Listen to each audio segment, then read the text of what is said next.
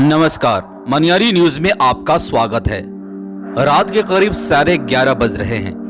चारों तरफ सन्नाटा।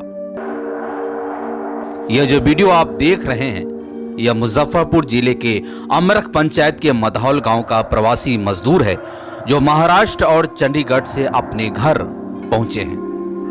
वीडियो में प्रवासी मजदूर ये कहते हुए दिखाई दे रहे हैं कि उनकी सुध लेने कोई नहीं आया।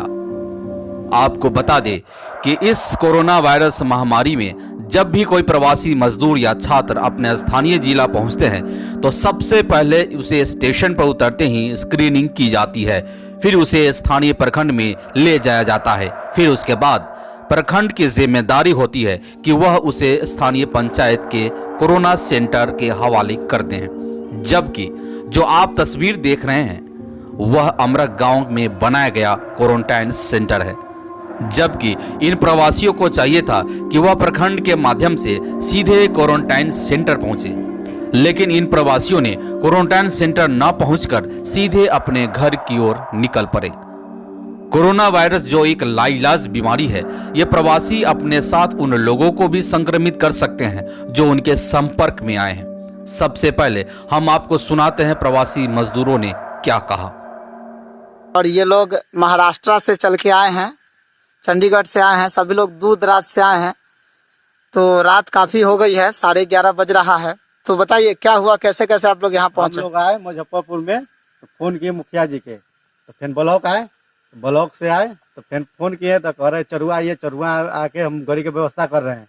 चरुआ आए तो व्यवस्था कोई नहीं किया, कह रहा है हम तुम्हारे नौकर हैं तो व्यवस्था करें। तो फिर हम प्रमोद जी के फोन किए, प्रमोद जी हम लोग के लाए यहाँ। तो उसके बाद जो है कि अभी आप लोग यहाँ से फिर कैसे क्या होगा, आप कहाँ जाएगा? नहीं व्यवस्था होना चाहिए, नहीं तो होना चाहिए। मुखिया सरपंच करवावे, मुखिया सरपंच के भी फोन किए तो सरपंच फोन काट दिया है, कह रहा है अभी गुजारा कर लो, रात भर सवेरे देखा जाएगा। रोड पर सुतेंगे, अभी गुजारा करेंगे तो चलिए ठीक है फिर। जबकि इसकी सच्चाई के तह तक पहुंचने के लिए हमने पंचायत के मुखिया प्रतिनिधि रविंद्र कुमार से संपर्क किया। सुनिए उन्होंने क्या कहा। अभी हमारे साथ टेलीफोन लाइन पे हैं अमरख पंचायत के मुखिया प्रतिनिधि रविंद्र कुमार जी। रविंद्र कुमार जी, आपसे मुझे कुछ सवाल करनी है, इसलिए मैंने आपको कॉल किया है।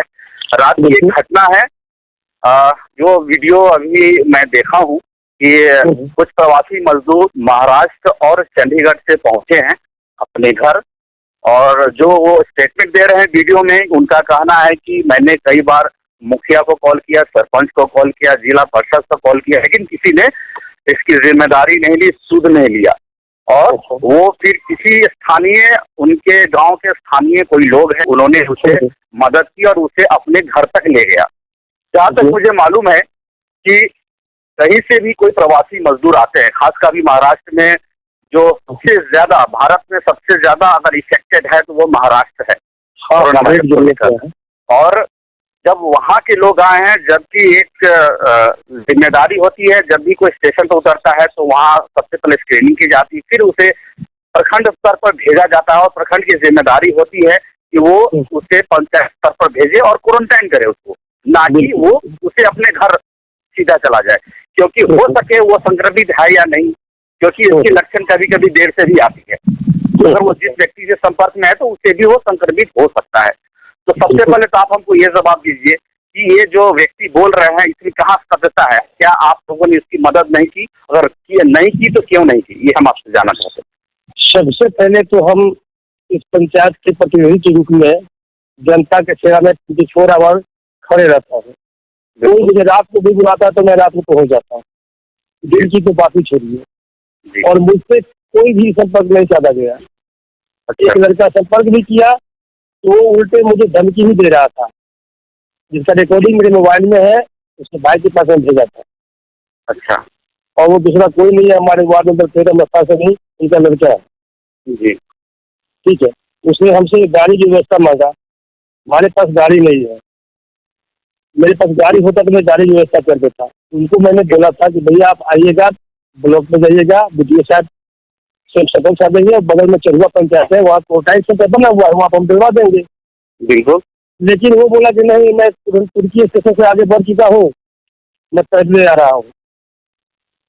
लेकिन यहाँ पर आपको मैं यहाँ पे एक बार मैं कहूंगा, वो जैसे कि पैदल आ रहे हैं, तुर्की की तरफ आ रहे हैं, जबकि जब भी कोई स्टेशन पर आता है तो सबसे पहले उसको प्रखंड तक पहुंचाने की उसकी जिम्मेदारी जिला प्रशासन के द्वारा होता है। तो ऐसा तो नहीं कि वो चोरी छुप के वहां से निकल गए हों, ये भी हो सकता है।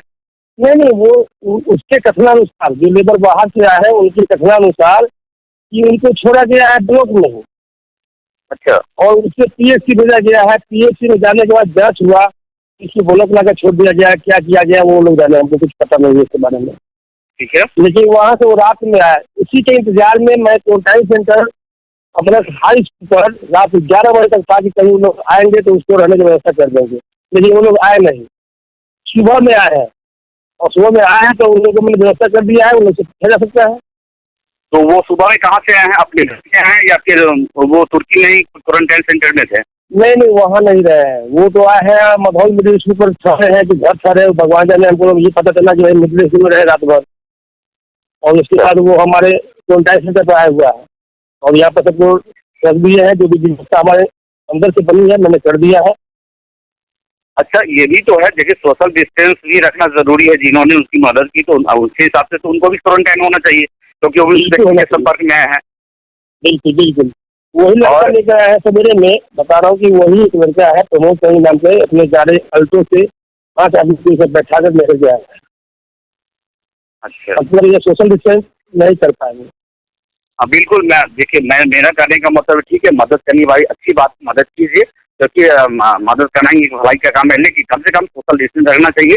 और ये कोरोना वायरस एक लाइलाज बीमारी है, इसको मद्देनजर रखते हुए उनको चाहिए था कि सीधे वो क्वारंटाइन सेंटर पे लेके आ जाए। क्या आपके अमरख में क्वारंटाइन सेंटर बना हुआ है? बिल्कुल बना हुआ है, वहाँ हर तरह की व्यवस्था है, सारी सुविधा से। जब उसको वहाँ उनके अपने घर ले गए, घर से बेहतर था कि वो क्वारंटाइन सेंटर ला के छोड़ देते, तो एक अच्छी बात होती, एक अच्छी बात होती। लेकिन इन्होंने कहीं ना कहीं एक हाथ से सोशल डिस्टेंस का धज्जी उड़ाई है, और ये बिल्कुल ऐसा नहीं होना चाहिए। और ये लाइलाज बीमारी से काफी लोग संक्रमित हो सकते थे, और इसीलिए मैंने आपसे संपर्क किया कि आखिर ये माजरा क्या है, किस तरह की बातें हैं जो निकल कर सामने आ रही है। कुछ लोग अपना राजनीतिक रूल सीधा करने के लिए ऐसा करते हैं, सोशल मीडिया पर डालते हैं, दिखाना चाहते हैं कि मैंने ये किया, मैंने वो किया तो कुछ नहीं है।